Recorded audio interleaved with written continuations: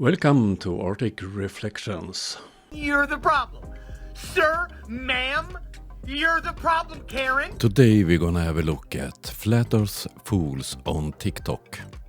Or rather, one fool on TikTok.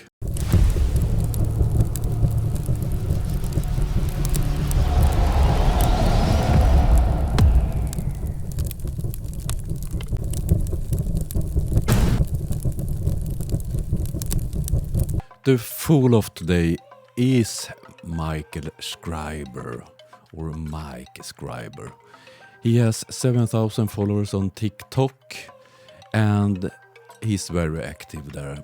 But he also have a small channel on YouTube where he have, I think, about 200 followers. He's a typical flat earther, talks about carrying out your own research. But he never does any research at all. He only repeat lies and foolish things he found on other flat earthers' channels. Who is surprised? Let's start.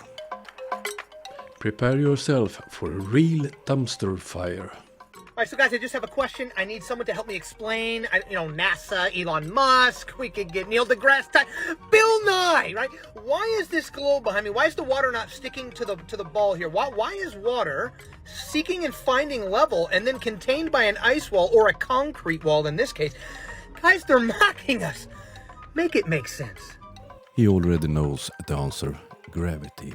He don't believes in gravity, and flat earthers can't agree on the reason why things fall to the ground.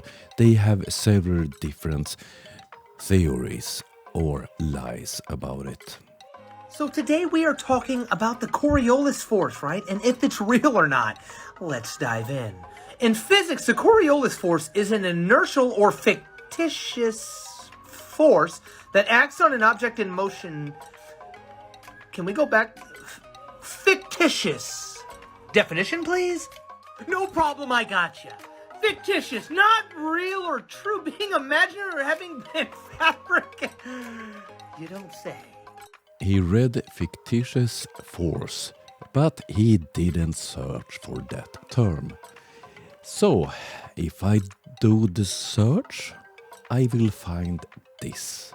No, if he's stupid or dishonest, I will not read it because I'm sure that all of my followers are capable of doing a serious search. Now, despite what we were able to literally find out in seconds on a Google search, let's continue on. So if the Coriolis force is real, what is it? The Coriolis effect describes the pattern of deflection taken by objects not firmly connected to the ground as they travel long distances around Earth. Keywords: not firmly connected to the ground. Keywords: not connected to reality and knowledge. As highlighted. So for argument's sake, we're going to say that that's true, right? And the reason that the bullet's affected is because it is not connected to the ground like the shooter, right? So let's try to apply that to other things. Now, the helicopter is connected to the ground, makes perfect sense that the Coriolis effect would have to affect it. But if the helicopter is hovering, shouldn't it not be able to wait for its destination to come to it? Oh dear. The Coriolis effect only applies on objects in relative motion. A hovering helicopter cannot feel the force. It's basic understanding of the concept. Now, this does not just apply to helicopters. Airplanes are the same thing. So if an airplane is traveling east to west, with the spin of the Earth being 1,000 miles per hour and the airplane travel on average being 550, it would never be able to actually catch up to its destination. Oh, congratulations. You have now shown that you don't understand Coriolis at all. And the opposite, if the plane was going west to east against the spin, it would literally get to its destination 1.5 times faster than if it was traveling east to west. The atmosphere is rotating together with Earth. Why don't you look in a textbook that explains Coriolis before you try to debunk it? Now, once you get the globers with the helicopter, the airplane, and just a little bit of logic, they'll start saying, like, weather patterns, they're going the opposite direction, man. These are just like star trails. They're all going east to west, dude. If you're looking down, east to west is left to right. If you're looking up, east to west is right to left. It's the perspective of the viewer. Yes, it's caused by Coriolis and the nonsense about the stars. Can you perhaps explain why we don't see the same stars on the northern hemisphere as on the southern hemisphere? Now, when you got the Globers big mad, oh, they're getting real mad. What about drains? Drains, they go clockwise in the north, they counter. Not true. The drains this has already been debunked. You can have drains going opposite directions in the same hemisphere. It all has to do with which way the water is poured into the sink, the bowl, the tub, whatever it is that you're draining. So before you start letting some pseudoscience article or pseudoscience image dictate your reality, get out there and start doing some unbiased scientific method experiments. And what research did you do before making this silly video? Looking at other flat earthers, perhaps? All right, so we're talking about the moon, okay? We all see the moon during the day being crescent or just not full, whatever. We can see blue sky through the moon. And a lot of people are like, oh man, it's the part of the moon that isn't being illuminated through the sun's light. I think that the mic was asleep at the physics lessons. The light passes through the atmosphere, blue light shatters more than red light. And the moon is solid. Okay, well, let's not stop there. Let's go into like some heat signature, some thermal photography. Where is it? It wouldn't matter. This part of the moon would still be warm or hot, would still have a heat signature, whether or not the direct sunlight is hitting it or not. Just because the direct sunlight's not on the moon does not mean that the other aspect or other half of the moon would not be warm enough to create a heat signature. Let's not stop there. Infrared photography. Same thing. Anything that's invisible but emits any type of heat, which again, something that is reflecting heat, sunlight, there would be some sort of signature that would not match what we can't see in reality during the day. I mean, we don't have to stop. There are no photography styles that can show the unilluminated aspect of the moon. Period. When it's dark on the side of the moon, the light from the sun don't reach there. So what infrared light and the temperature? Look at these numbers, how cold it is by night and warm at the day. Oh dear. Now, if I'm off base, if I'm, what I'm saying is so crazy, it's just blasphemy. Please show me, okay, another rock that you can see through. And a solid rock that you can see through. Another aspect of the moon that proves it is not reflecting sunlight and it's not a ball, okay? If you do experiments to test the moon light, it is colder than moon shade, which obviously means that it's not reflecting any type of warm heat or sunlight. No, moonlight is not cold. This have been shown many times. And the experiments you're referring to are made by flat earth fools that don't understand what they are doing. Okay, so we can literally see through the moon. We can do experiments to prove that moonlight is colder than moon shade, obviously debunking the wild claim that the moon is reflecting warm sunlight from 93 million miles away.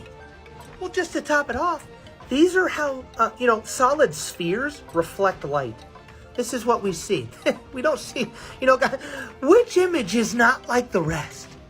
Take a round stone instead and use a big light source, and you will see that you don't get that spotlight effect. All right, so today we're talking about wide-angle lenses, okay, more commonly referred to as fisheye lenses. But before we do that, we need to know what a regular lens is, right? A normal lens is also called a standard lens. It's a lens with a focal length between 35 to 50 millimeters. Good to know. So what's a wide-angle lens? Any lens between 35 and 24 millimeters is considered wide, and anything between 24 and 18 is considered ultra-wide. And he haven't mentioned what a fisheye lens is, because none of those he's mentioned is a fisheye. A fisheye lens on a full-frame camera is from 16 millimeters and lower. Now, we are constantly shown images like this, with this curve here, right, from space. That's the ISS. I mean, wow. But wait a minute. Why is the Earth, or the curve of the Earth, at the elevation of the ISS look identical to what we see people use on mountaintops with wide-angle lenses? Wide-angle lens at ground level. Identical curve. Guys, what's going on? What's going on? You just prove that you are a fool. Because different lenses give a different curvature. So, do he thinks that all wide-angle lenses gives the same distortion? Oh dear. Now guys, these are just regular people taking photos. Now I want you to see, without the fisheye lens, but at 35 focal level, it's level. Now with the fisheye lens, but at 35 focal, so they're both at 35. One has the lens and one doesn't. You see what I'm saying? Then I come across the flat earth fact checkers. I find the flat earth debunkers. They're saying that this is a wide angle lens and that this is an ultra wide angle lens. Unfortunately for them, I looked further. And what did I find? I found a photography website selling the exact same photo with a, what's that say? A wide angle lens versus a normal lens. Wide angle, not ultra wide, wide angle lens and a normal, not a wide angle. This is a normal lens. The deception is everywhere, folks. And Mike believes that he pointing at a picture taken with the normal lens. Are he blind? Are he stupid? Of course he's stupid. He's a flat earther. If you know anything about optics, it's quite clear that the one he points at must be the ultra-wide one. Now I know what you're thinking. Mike, I saw the energy drink man. You know, he jumped off the curve. Look, wow, look at that curve. That's amazing. But interestingly enough, the failed actor turned astrophysicist poster child, Neil deGrasse Tyson, when asked about this, you think you see curve at the height Felix Baumgartner jumped? Man, that thing is flat. So which is it? Tons of curve? We're on a basketball. That thing is flat. NASA, Elon, if you guys could link me, I got questions. Get Felix, the capsule and the Earth in the same frame, they had to use a wide-angle lens. It was not so much space there, so you can move 5 meters away from Felix to get it all in frame. They didn't use this type of lens to prove that the Earth is a globe. Oh dear, that was really, really stupid. After looking at some of the clips from his TikTok, it's quite clear that this man never do any research at all. But he advises his followers to do their own research. Oh dear. I will make more videos about this fool.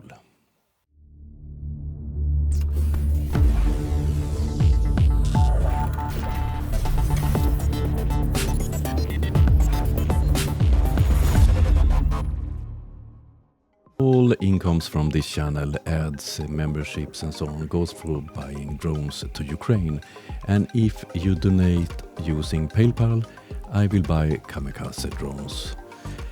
I'm so thankful. Thank you everybody helping me, helping Ukraine.